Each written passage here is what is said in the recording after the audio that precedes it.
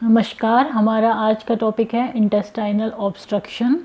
Intestine जो होता है हमारे जीआईटी का पार्ट होता है। स्टमक जो होता है उसके आगे होती है स्मॉल इंटेस्टाइन, जो एक कॉइल के रूप में होती है, और यहाँ से फिर लार्ज इंटेस्टाइन से जुड़ी रहती है स्मॉल इंटेस्टाइन, और ये रेक्टम से जुड़ी रहती है। तो जो स्मॉल इंटेस्टाइन का पाइप होता है या फिर लार्ज इंटेस्टाइन का पाइप होता है, उसमें कहीं भी ऑब्स्ट्रक्शन हो, जो जीआईटी कंटेंट आ रहे हैं स्टमक से, वो स्मॉल इंटेस्टाइन में ऑब्स्ट्रक्शन होगा तो वहीं पर रुक जाएंगे, और लार्ज इंटेस्टाइन में ऑब्स्ट्रक्शन होगा तो वहाँ पर रुक जाएंगे। तो यही जो डिजीज़ है ये कहलाती है intestinal obstruction. Intestinal obstruction is significant mechanical impairment और complete arrest of the passage of contents through the intestine due to pathology that causes blockage of the bowel। Intestine obstruction में क्या होता है, या तो मैकेनिकल इम्पेयरमेंट हुआ हो या फिर कंप्लीट अरेस्ट हो गया हो, पूरी तरह से रुक गया हो रास्ता। किसका रास्ता? जो जीआईटी कंटेंट्स आते हैं उनका। और इसकी वजह से क्या होता है, बाउल में ब्लॉकेज हो जाता है, रुकावट आ जाती है। तो इसी को हम कहते हैं इंटेस्टाइनल ऑब्स्ट्रक्शन। अब दो तरह के बेसिकली होते हैं इंटेस्टाइनल ऑब्स्ट्रक्शन, ये है मैकेनिकल ऑब्स्ट्रक्शन और फंक्शनल ऑब्स्ट्रक्शन। और फंक्शनल ऑब्स्ट्रक्शन को हम नॉन मैकेनिकल ऑब्स्ट्रक्शन भी कहते हैं, नॉन मैकेनिकल ऑब्स्ट्रक्शन। अब जो मैकेनिकल ऑब्स्ट्रक्शन है उसमें क्या होगा, कोई भी रुकावट मैकेनिकल रूप से आ रही है, जैसे कि हर्निया है, एडिजन हो गए हैं, कोई कैंसर हो गया है, या स्ट्रक्चर छोटा हो गया है, पाइप स्ट्रक्चर हो गया है, फॉरेन बॉडी आ गया है, कोई पैरासाइटिक वर्म्स आ गया है, तो वो मैकेनिकल प्रेजेंट रहता है ऑब्स्ट्रक्शन। उसकी वजह से क्या होता है, रास्ते में रुकावट आती है स्मॉल इंटेस्टाइन की में। एंड इंट्राल्यूमिनल, ल्यूमन होती है एक तरह से इंटेस्टाइन, तो इंट्रा यानी ल्यूमन के अंदर की तरफ बाधा आती है। Obstruction pressure on the intestinal walls, और ऑब्स्ट्रक्शन की वजह से क्या होता है, प्रेशर पड़ता है, जो इंटेस्टाइनल की वॉल है उन पर प्रेशर पड़ता है यदि यहाँ पर रुकावट आ रही है तो ये इसका मेन कारण होता है hernia, adhesion, cancer, structure, foreign body. तो ये तो हो गया मैकेनिकल ऑब्स्ट्रक्शन। नेक्स्ट है फंक्शनल ऑब्स्ट्रक्शन या फिर नॉन मैकेनिकल ऑब्स्ट्रक्शन। इसमें क्या होता है, जो इंटेस्टाइन की मसल्स होती हैं वो प्रॉपरली काम नहीं करती, और वो जो कंटेंट होते हैं इंटेस्टाइन को उनको आगे की तरफ नहीं भेज पाती हैं, जिसकी वजह से ऑब्स्ट्रक्शन हो जाता है, कंटेंट वहीं पर रुक जाता है। तो फंक्शनल ऑब्स्ट्रक्शन फंक्शन से रिलेटेड है, जो इंटेस्टाइन का फंक्शन है कि वो आगे की तरफ खाने को, जो पचा हुआ खाना है उसको भेजती है। तो यदि वो मसल्स वहाँ की प्रॉपरली काम नहीं कर पा रही हैं तो वो कंटेंट वहीं पर ऑब्स्ट्रक्ट हो जाता है। The intestinal musculature can not propel the content along the bowel. तो ये हो गया फंक्शनल ऑब्स्ट्रक्शन। इसका एग्जाम्पल है फंक्शनल ऑब्स्ट्रक्शन का, जैसे मस्कुलर डिस्ट्रॉफी हुई है, या फिर न्यूरोलॉजिकल डिसऑर्डर्स हैं जैसे कि पार्किंसंस डिजीज़ है। तो इनमें क्या होता है, फंक्शन प्रभावित होता है इंटेस्टाइन का, इसीलिए इसको फंक्शनल ऑब्स्ट्रक्शन करते हैं। तो दो मेन टाइप हो गए इंटेस्टाइनल ऑब्स्ट्रक्शन के, एक तो मैकेनिकल ऑब्स्ट्रक्शन और दूसरा फंक्शनल ऑब्स्ट्रक्शन या फिर non functional non mechanical obstruction. अब यदि दूसरी तरह से हमको इसको डिवाइड करें तो ऑब्स्ट्रक्शन कैन बी पार्शियल, यानी कुछ पार्ट में ऑब्स्ट्रक्शन हुआ है, और कंप्लीट या फिर पूरे ही पार्ट में ऑब्स्ट्रक्शन हो गया। तो दो तरह से डिवाइड हो गया, पार्शियली और कंप्लीट ऑब्स्ट्रक्शन। और किस तरह से डिवाइड कर सकते हैं, obstruction can be small intestine, small intestine का हो सकता है, या फिर लार्ज इंटेस्टाइन का हो सकता है। इस तरह से भी इसको डिवाइड किया जा सकता है।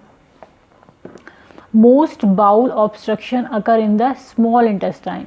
यदि हम इंटेस्टाइनल ऑब्स्ट्रक्शन की बात करें तो मेनली होता है ये स्मॉल इंटेस्टाइन का। Most obstruction in the large bowel occur in the sigmoid colon. और यदि हम बात करें कि लार्ज बाउल में या फिर लार्ज इंटेस्टाइन में कौन सा ऑब्स्ट्रक्शन ज़्यादा होता है, तो वो होता है सिग्मोइड कॉलन का ऑब्स्ट्रक्शन।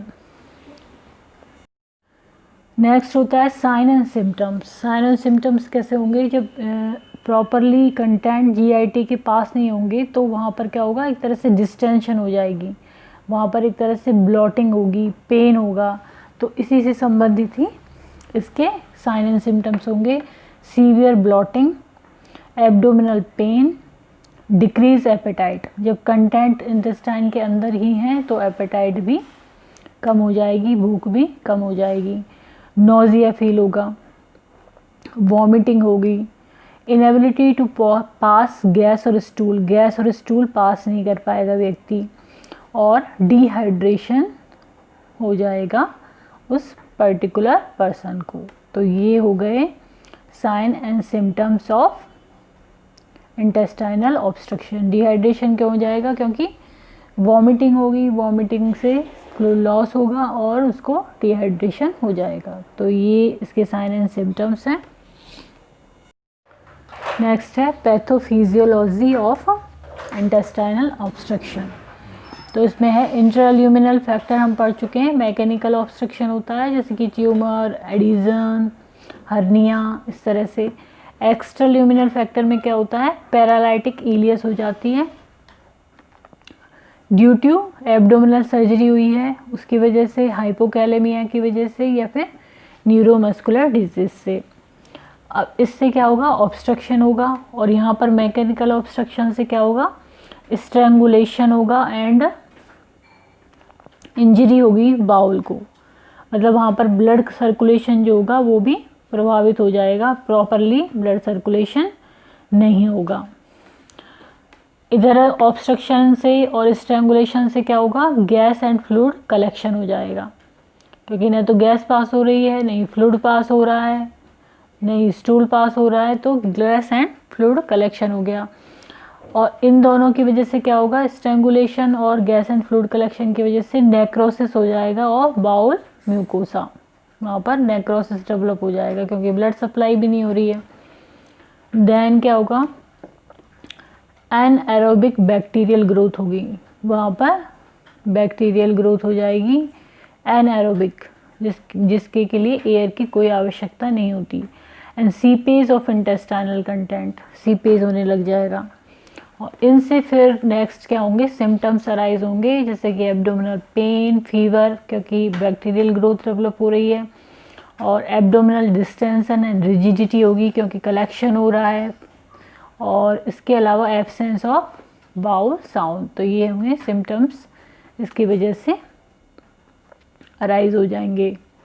तो ये हो गई pathophysiology of intestinal obstruction. Next आता है डायग्नोसिस। इसमें हम करते हैं एक्सरे एब्डोमेन का, CT scan, electrolyte studies and CBC इसमें की जाती हैं। पोटेंशियल कॉम्प्लिकेशन क्या होगी इंटेस्टाइनल ऑब्स्ट्रक्शन से, डिहाइड्रेशन होगा क्योंकि वॉमिटिंग होती है, इलेक्ट्रोलाइट इम्बैलेंस होगा, परफोरेशन हो सकता है क्योंकि ऑब्स्ट्रक्शन हो गया है इंटेस्टाइन में तो, और किडनी फेलियर हो सकता है। तो ये इसकी पोटेंशियल कॉम्प्लिकेशन है, dehydration, electrolyte imbalances, perforation and kidney failure. Next आता है मेडिकल मैनेजमेंट। मेडिकल मैनेजमेंट में हम एनजी एस्पिरेशन करेंगे, जो कंटेंट है उनको एस्पिरेट करेंगे, डिकम्प्रेशन करेंगे, डिकम्प्रेशन के लिए ट्यूब्स होती हैं उनके द्वारा डिकम्प्रेशन किया जाता है। Correction of electrolyte imbalances, electrolyte imbalance का करेक्शन करेंगे। रीस्टोरेशन ऑफ इंट्रावेस्कुलर वॉल्यूम, जो इंट्रावेस्कुलर वॉल्यूम कम हुआ है उसको रीस्टोर करेंगे फ्लूइड देके। तो इस तरह से ये मेडिकल मैनेजमेंट है इंटेस्टाइनल ऑब्स्ट्रक्शन का। नेक्स्ट आती है surgery, repairing the hernia, hernia को रिपेयर करेंगे क्योंकि हर्निया की वजह से मैकेनिकल ऑब्स्ट्रक्शन हो रहा है, और डिवाइडिंग द एडिजन्स, जो एडिजन्स बने हुए उनको डिवाइड करेंगे जिससे कि ऑब्स्ट्रक्शन नहीं रहे। तो इस तरह सर्जरी, इसका जो प्रॉब्लम होती है उसमें सर्जरी की जाती है। तो आज का हमारा टॉपिक था इंटेस्टाइनल ऑब्स्ट्रक्शन, जिसमें हमने पढ़ा कि इसमें इंटेस्टाइन या स्मॉल इंटेस्टाइन या लार्ज इंटेस्टाइन में ऑब्स्ट्रक्शन हो जाता है। ये दो तरह का हो सकता है, मैकेनिकल जैसे कि हर्निया, ट्यूमर या एडिशन की वजह से, और दूसरा होता है फंक्शनल, जो कि मस्कुलर जो भी कंटेंट है या मस्कुलर जो कंपोनेंट है इंटेस्टाइन का वो प्रॉपरली वर्क नहीं करता है, तो उस वजह से हो सकता है। और इसके अलावा हमने पढ़ा था कि जो इंटेस्टाइनल ऑब्स्ट्रक्शन है उसकी डायग्नोसिस के लिए हम chest X-ray, CT scan, MRI, electrolyte studies आदि करते हैं, और इसमें सर्जरी भी की जाती है यदि इंटेस्टाइनल ऑब्स्ट्रक्शन करेक्शन नहीं हो पाता तो यदि वीडियो आपको पसंद आता है तो इसको लाइक करें, सब्सक्राइब करें, कमेंट करें एंड शेयर करें। Thank you.